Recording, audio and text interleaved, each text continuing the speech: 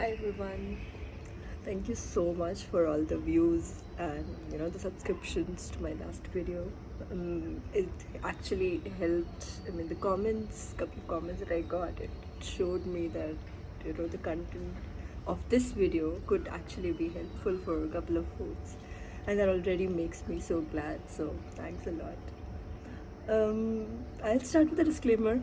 I apologize for my utter lack of videography skills and editing skills. I cannot do jack about it.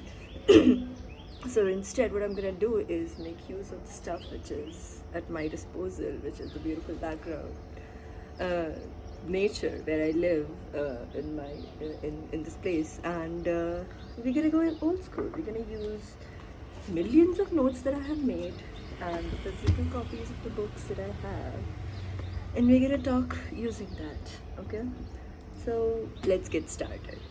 If you're crunched for time, if you do not have time, you can refer to all the material and every recommendation that I'm going to give in the first comment of this video in detail. So if you are crunched for time, I totally understand. You can pause the video right now and leave. I'll give you a moment. So, if you're still here, then let's get started. So, philosophy, when we talk about philosophy, it is mostly studied under two broad categories, right? Western philosophy and Eastern philosophy. Western philosophy dates back to 16th century BC.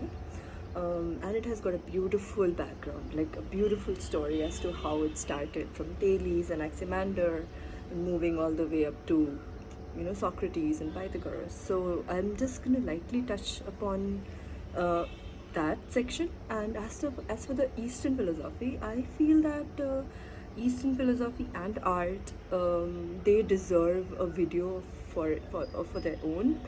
So I'm gonna try to do a short video for both of them parallelly, as in we will follow a timeline, and we will follow that in that timeline, whatever happened on the Eastern philosophy side, Western philosophy side, and art, and anything else that happened, any major political issue that happened. We'll talk about that parallelly in parallel sections. Why? Because I felt that actually helped me get the whole perspective.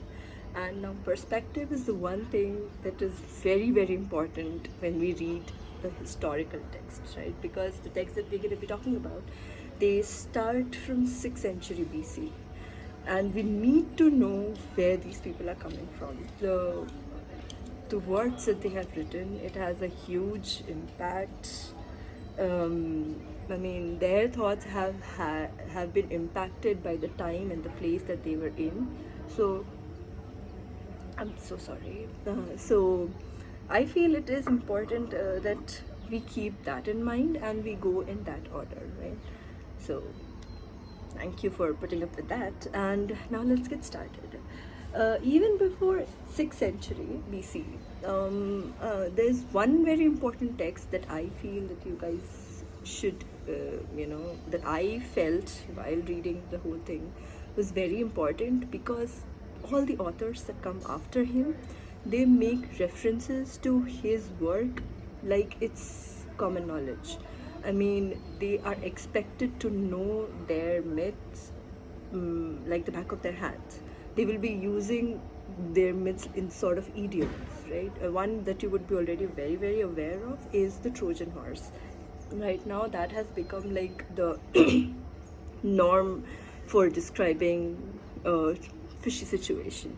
So stuff like that. So what I would recommend is start with Homer. He has written two amazing epics, which is the Iliad and Odyssey.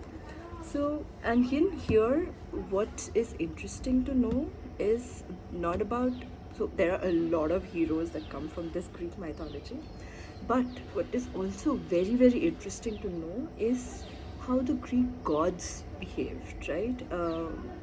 What led to the whole war was the meddling of Greek gods. Why did they do that way? Why, like, their thought process? So And that becomes important because, believe me, Greek gods are dramatic. Dramatic as, fill in the blanks. But yes, they are dramatic. And and make notes, guys. Please, please, please. I cannot tell you the number of notes that I have for all of them. Like, I would not say it make very detailed notes, but like a short know-how as to who is who and what are the major things that they have done. You would already be familiar with a lot of things that Achilles has done or what Odysseus has done. So just go along the way and make some simple notes, right? Or if you are interested, you can always go back and keep referencing, Google stuff, and I just feel that it slows us down a little. So first thing to go about is Homer's Iliad and Odyssey. Again, he's not a philosopher, but his work is important to get started. For at least Plato references him a lot. When I say Plato, I mean Socrates. So he references him a lot.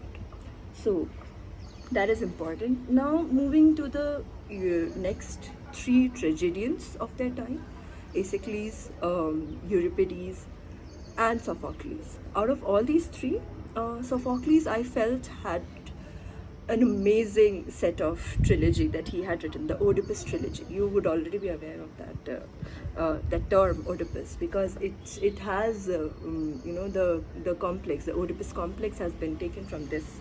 So it sort of tells exactly what happened. So this tragedy tells the story of the Oedipus king and what happened,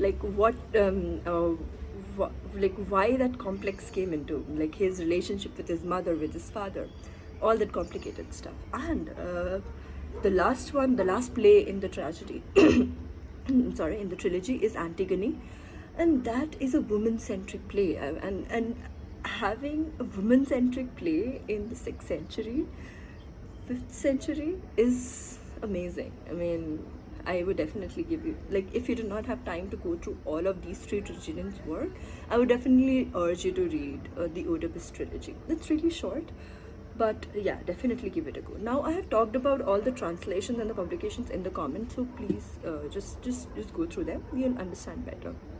Okay. Then, having covered the three tragedians, now we can move to the first. I would not, calling him the first philosopher would be a mistake, but because how philosophy came into being in Western culture was people were given a chance.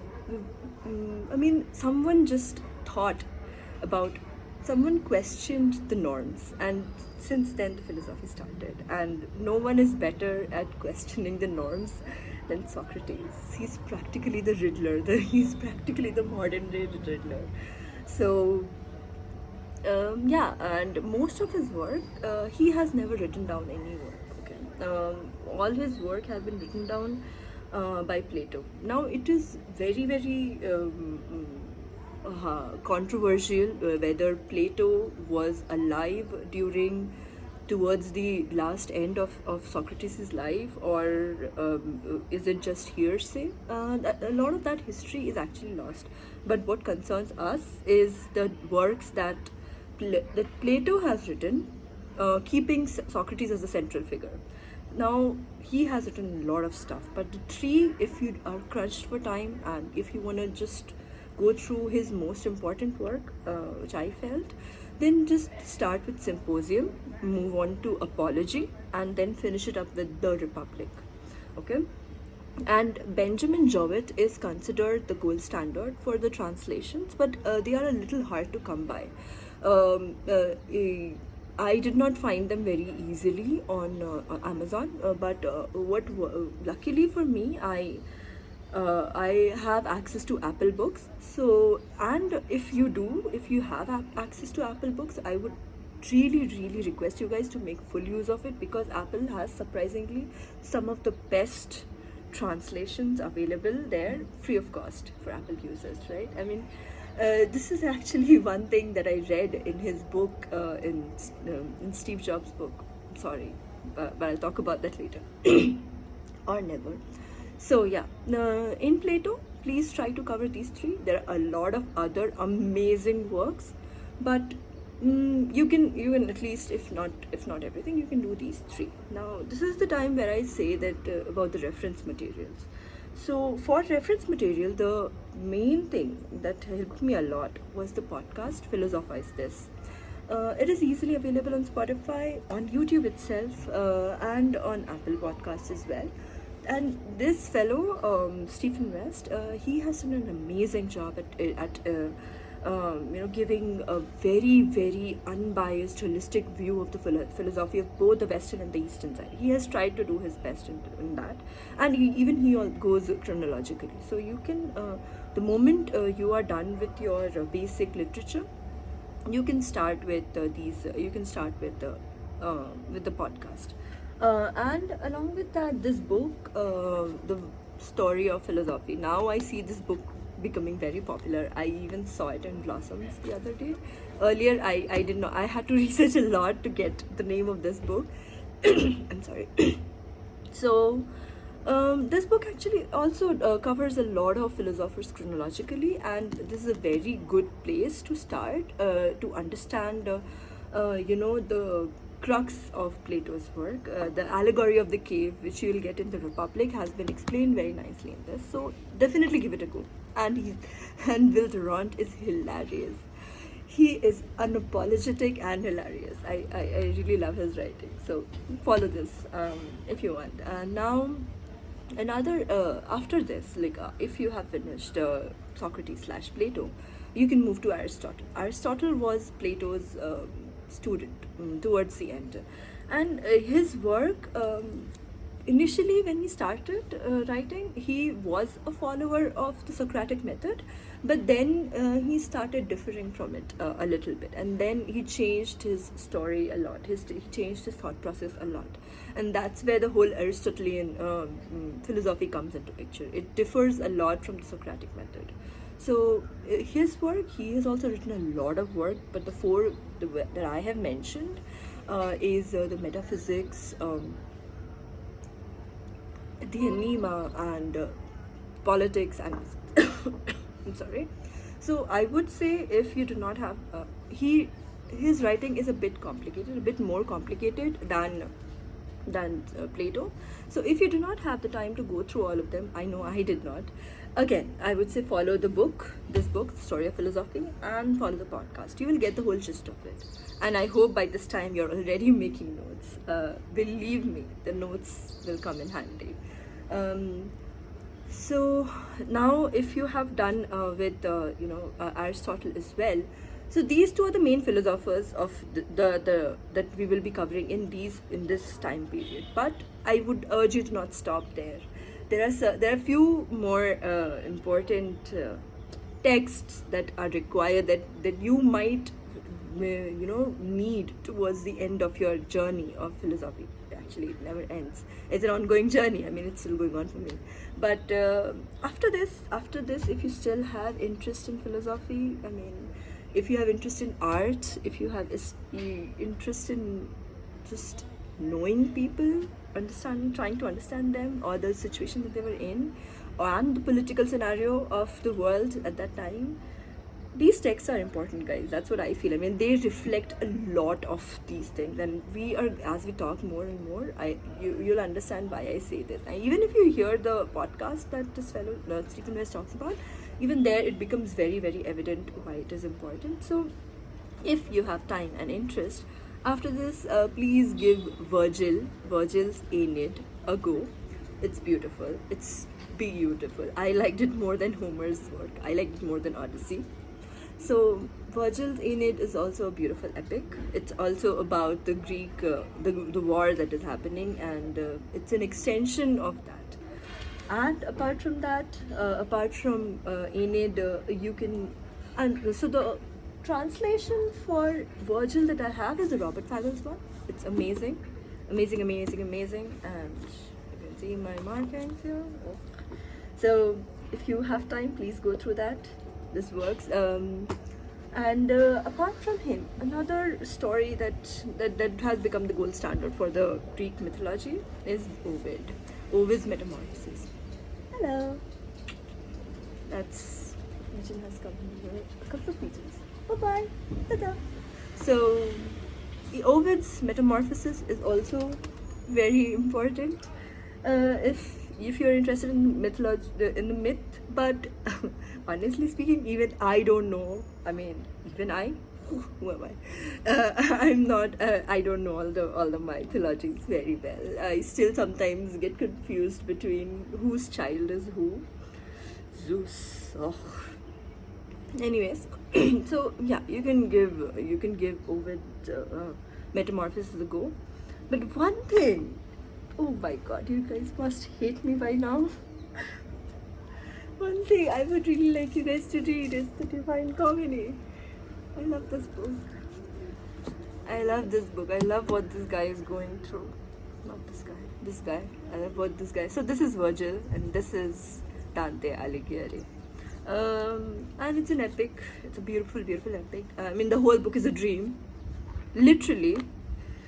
So it covers hell, purgatory, and paradise. My favorite is purgatory.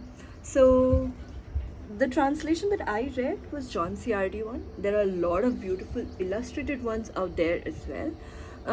They are good for visually understanding what the layers, the circles of hell or purgatory or paradise were like. But if you want to study them, right, in detail, like I have done and made a notebook worth of notes, so if you want to do it that way, I would highly recommend John CRD's version. It's really, really good. Again, all of these names have been put in the comments, so you can refer them. So yeah, I will summarize again. I started with Homer, moved to the tragedies. Then I started with Socrates and Aristotle. Socrates took me the longest time, but it was completely worth it. It was very rewarding.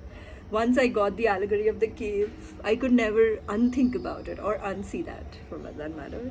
And then I gave Virgil and Dante Alighieri a go, and I am so glad I read The Divine Comedy. It is highly referenced in top 100 books to read before you die. I doubt a lot of people would give that time to read it. It took me 8 months, like I told before. So, but yeah, if you have time, please do give it a read. I think I have put all of them in my comments. Yes, yeah, I did. So sorry, the video went long and I rambled and if I was messy, I'm sorry. I am chaotic, like I said earlier.